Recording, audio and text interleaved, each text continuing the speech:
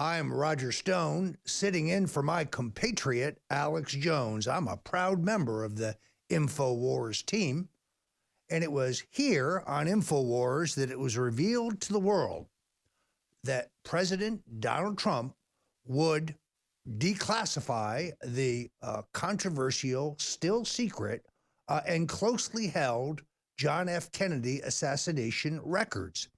You see, in 1992, the Congress, in the wake of the impact of Oliver Stone's monumental film, JFK, passed legislation that set specific timelines for the release of this bombshell data.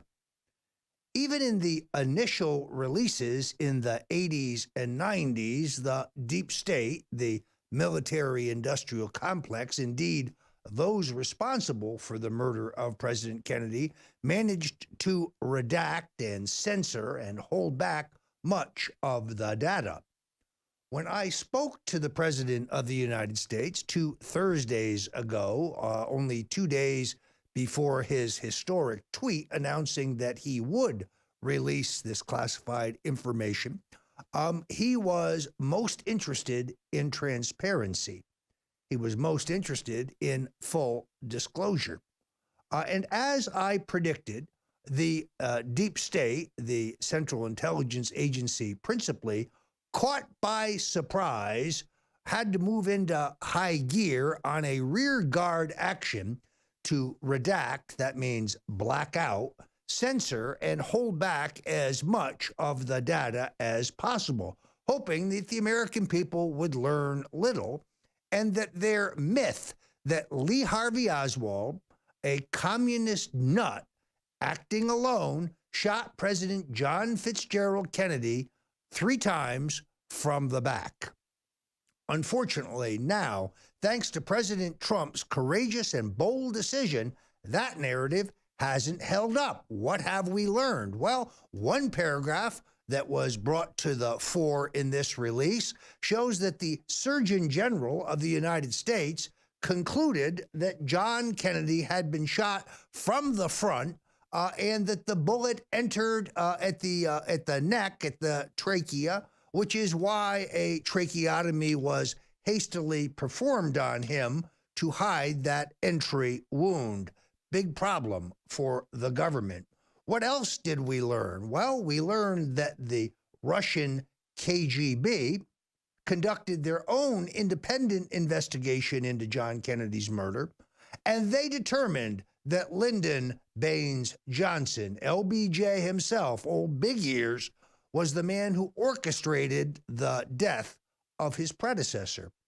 You see, Lyndon Johnson knew that the Kennedy Justice Department was hot on his heels in both the Bobby Baker and Billy Saul Estes corruption investigations. And he knew that Attorney General Robert Kennedy wanted him not only off the 1964 ticket, but he also wanted him in a federal penitentiary. Yes, LBJ was the man staring into the abyss.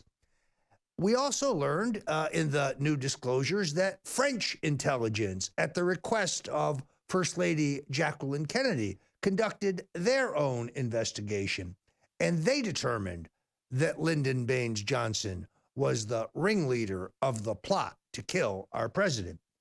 What else did we learn? Well, we learned that Lyndon Johnson, as a young congressman in his early political career, was a member of the Ku Klux Klan. That puts him up there with Senator Robert Byrd of West Virginia. No wonder they wanted this information withheld and kept from the American people. After all, Lyndon Johnson, who styles himself the civil rights president, even though in his years in the Senate, he blocked every major piece of voting rights, housing rights, or civil rights legislation, was reinventing himself for the consumption of the American voters. LBJ, a member of the KKK. We also learned that the government was aware of 2 witnesses who saw 2 men running from the site of the murder of the Dallas police officer J.D. Tippit, and that neither one of those men met the physical description of Lee Harvey Oswald.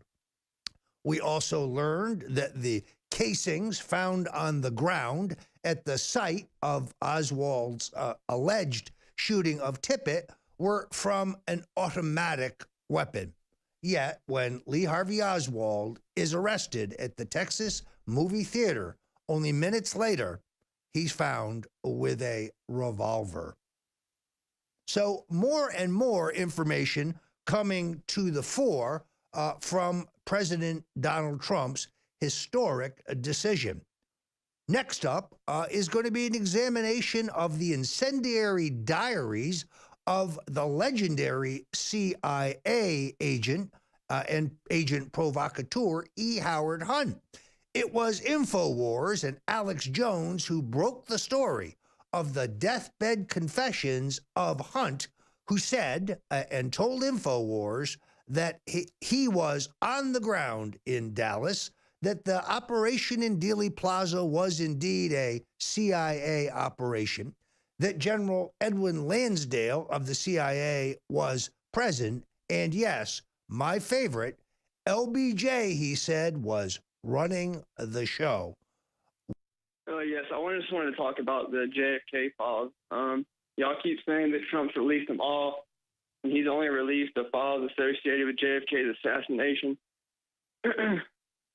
Well, in fact, I'll go a step further. I would like to see the president go back and review the material that was already previously released under the 1992 JFK Records Act, which is far too heavily redacted, which means blacked out, in my opinion. I'd like to see him do with that material what he has just ordered be done with the more recent disclosures, which is get rid of the redactions, get rid of the blackings out. And the president came up with a very clever and I think smart response to his deep state handlers.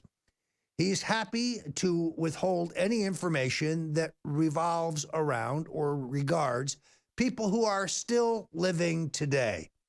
That is very, very, very few in terms of involvement in this data.